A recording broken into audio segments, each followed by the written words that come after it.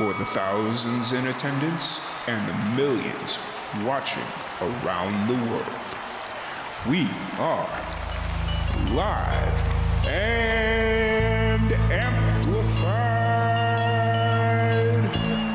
So let's get ready to podcast. Fire it up.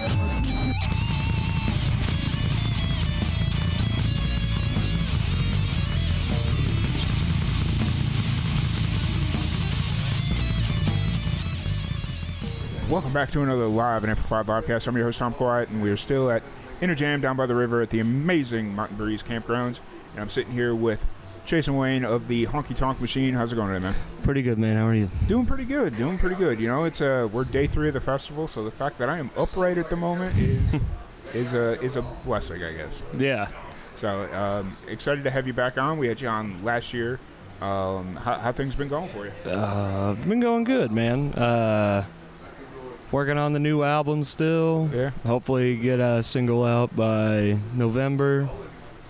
Went on a couple of tours this year to Wyoming and back, and Nashville and back. And we're doing. I saw a little bit of the Wyoming stuff. I saw it pop up on, I think, maybe like Instagram or something. Yeah, where you could find it at Chayway on Instagram. I have a lot of hijinks on the tour. It's always pretty fun. Yeah.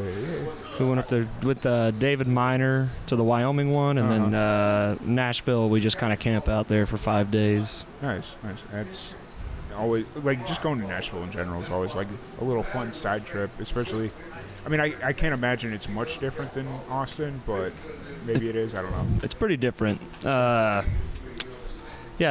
structure and the politics of Nashville and what people are used to there. I mean, there's really only one. There's nothing really like the Texas market when it comes to country music, and obviously Nashville, that's like the machine. There's actually record labels there, larger record labels. Big booking agent companies are based out of there. You know, not a lot of people. You either do 4 hours in Nashville, like a Robert's Western World, or you only do 45 minutes. There's not a lot of in between.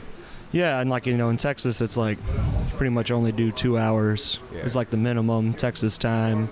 So we played with some people who just weren't used to the 2-hour thing, and we're a little bit louder. Yeah, it's a lot more like a slight rock and roll influence and attitude into Texas country, and where Nashville, it's very polished and. I forgot who. There was like a cultural difference almost. Oh yeah, for sure. I mean, Nashville's the LA of the South, you know. There's Texas is just Texas.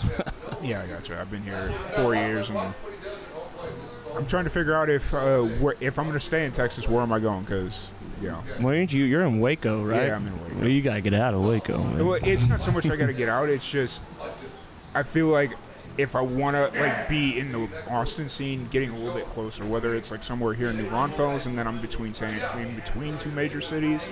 Yeah. And nothing against Waco. Like, Waco's got its thing, but it's known for other things. That's kind of an interesting thing. So. Yeah, I would say, I mean, there's plenty of, like I said, there's not really any other state besides maybe California, but not really for country. Yeah. Where you could have, like, you could go to DFW for the Metroplex, you know, and you could do the Fort Worth thing. In Dallas, which there's some great guys coming out of Fort Worth right now. Yeah. And then you could come to Austin or even here and bounce between San Antonio, go to Garrett T. Capps' bar, Lonesome Rose, or go, you know, plenty of places in Austin. Sagebrush in Austin's a great spot. For sure. So you mentioned that you're still working on the album. What's kind of been going on with that? Well, a lot of it was just picking out what is going to be on the album. Okay. There's a lot of new material to kind of sort through, and then of course it's just a money thing, just paying for it. I think I had just put out, or it was just before I put out my album last year when we played here, and I put that out, and that went well and got us, you know, out of state more, which is something we're trying to do to build a bigger following. So now it's about time for me to start putting out singles instead of just putting out the whole album like I did before. Fair enough. Yeah, it's mostly just because some stuff is a pretty straight honky tonk, and then some stuff is just a little weird. So it's like, well, maybe we could put this stuff to the side and make like an EP out of it, because it's not just. Like, I mean, when you have that much music just kind of sitting there at the ready, it's like just kind of figuring out what plays well with what. Yeah, and like I've tried to be more. You try to be more professional and learn from like the last one. So Yeah. I'd probably say this one I want to like do it right. Spend a little extra on artwork with the connections I've made over the last year, and spend a little more. Like we're in a nice studio in Elgin, Texas, called Sweetheart Studio, which they built a really nice facility there, and it's ran by musicians, which is always nice. That's always really cool, because they work with you on both sides of everything. Like for sure, and they've dealt with everybody you could possibly deal with when it comes to acts, and I try to not be a hassle, but besides vocal takes, which I'm constantly redoing, but that's just part of it, I'm trying to get my business card right. Fair enough. Yeah. Awesome. So you're based out of Austin. Mm-hmm. How's the shows been there? Are you playing more outside of Austin at this point? I play, aside from there's one. This last year, we really tried to stay out of Austin. If we're not playing Sagebrush, we have a residency where, 1 to 2 Thursdays a month. Yeah. Every once in a while, a Friday or Saturday. We'll play at Sagebrush in South Austin, which is a great honky-tonk there. Yeah. Or, we'd play at like a White Horse or a Samstown Point, but I try to not play too much. I don't want to overplay myself in Austin. I was having a conversation like this with somebody yesterday about getting out, like especially when you're newer, you don't want to oversaturate yourself in one market. Oh well, everybody does, even in Austin, and that's kind of the thing is. Like when you play Sagebrush, you can get 400 to 500 people in there. It's a big dance floor. Well, in Austin, you get a little bit more slack because it's a bigger city. But if you were to go to come here to New Braunfels and just played New Braunfels for your entire life, you'd wear yourself out, or you'd cut yourself pretty thin on that. Yeah, unless you were the one hot commodity in town, Dallas Borough plays this area a lot, and there's not a whole lot of.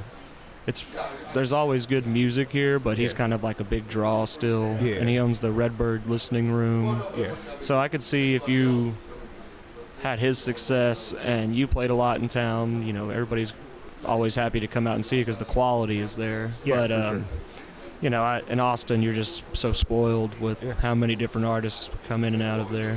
Yeah, for sure. So we're at InnaJam right now. This is your second or third year? This is third year. Third year at InnaJam. I have to be careful because I realize this is the fourth year, and I'm waiting for somebody to be like, nope, I've been here all 4 years. Yeah. Have I been here 4 years? I know I was. Well, what year did it start? 2020. Yeah, so this is 4 years. Okay. Yeah. This is my fourth time. I didn't realize. Yeah. And you just pulled in, right? Yeah. Yeah, I just pulled in. Yeah. What are you looking forward to tonight? I like that. I like that I'm gonna get to play a little more of the evening, like I did the first time. This is around the slot I played the first year. Yeah. Which was nice, but I only had a mandolin and a violin player with me at that time. But I like that the weather's finally dropped down a little bit. Yeah. Oh, I remember that last year. It was so ungodly hot. Yeah, we played at 3 or 4 last year. It was right. But that stuff never bothered me anyway. But it was hot today, but at nighttime, the fact that it gets down in the 50s and 40s, it's that's perfect. Yeah, excited to see Dustin catch up with old Dustin Brown, and I don't know if Billy Hartman, did he play last night? Or is he playing tomorrow night? Tomorrow night, yeah. Yeah. I got his text messages somewhere, and I have to go see when he's playing. But, I like Dustin, and I've known Dustin and Billy a while now, so every time I think of this festival, I think of old Pride of Lipan, Texas, Billy Hartman, and Dustin. That's cool. And so, once you kind of wrap up, are you hanging around tomorrow, or are you heading back to Austin? I gotta head back to Austin because I got work tomorrow, in the morning that's helping me pay for this album, and then I got work tomorrow night as well. I also booked for the venue Sagebrush now, so I got to be there to count the money and pay the bands at the end of the night. So you're getting an education on the other side of things. I have been for a while, yeah. It's helped a lot too. That and like not drinking anymore is also a good thing. I feel like I was pretty turned up last time I did this interview. Yeah, you were very alive, is what I'll say. Yeah, probably a lot of cocaine and alcohol, tequila, if I knew. Well, I remember they had that whiskey bottle here that everybody was swigging off of, so I was probably mixing and mashing stuff. Yeah, I don't know what you were taking, but yeah, you were very alive the last time. Oh, I'm sure I just told you. Yeah. So, yeah, just kind of moving forward, you're working on the album. Do you have like a tentative timeline on that, or is it just kind of whenever it's ready? It's just whenever it's ready at this point. I mean, we still get good gigs, and at first I felt like I kind of had to be, prolific. You look at like Charlie Crockett's and guys who are really doing well. There's kind of two ways to go about it. You can just, if you got the money, you can just put out 2 albums a year. Or if you don't, it's like, well, you don't want to rush it. I felt like I rushed my last album, even though it did well. It could have been better, which you could always say, but legitimately, once again, sober-minded now and not trying to... What's something you took away from that first album that you're kind of trying to be like, okay, I'm not going to do that again? I think just not trying to rush it and feel the outside pressure to put something out. Yeah.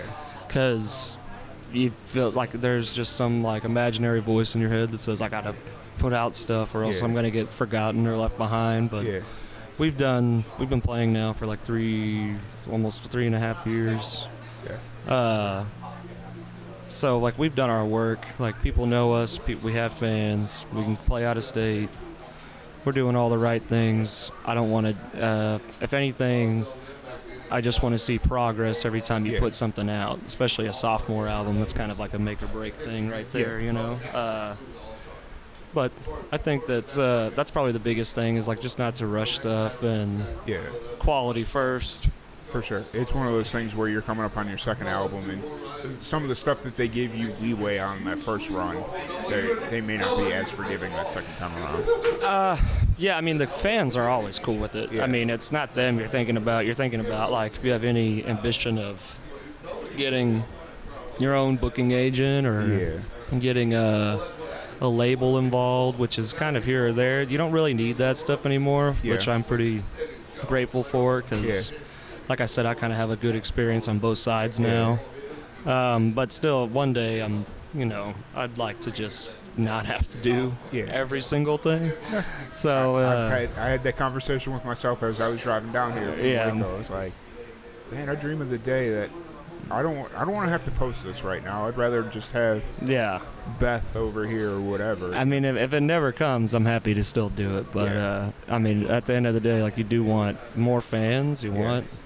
Yeah, you spend a lot of time, and like I know my songwriting is pretty personal usually, so I want people to like the music, and then like you try to treat it like artistry, but at the end of the day, I'm like a fucking hick from North Texas, playing bars, so it's not like I try not to take myself too seriously, but anywhere I can be professional, I'd like to be.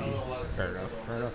But if anybody wants to check out your music, the new album when it drops, or check out any of your shows, where's the best place to find you? Instagram is Chayway, Chaywey. Spotify is Chasen Wayne, and Apple, iTunes, all that stuff. Chasen Wayne, Chasenwayne.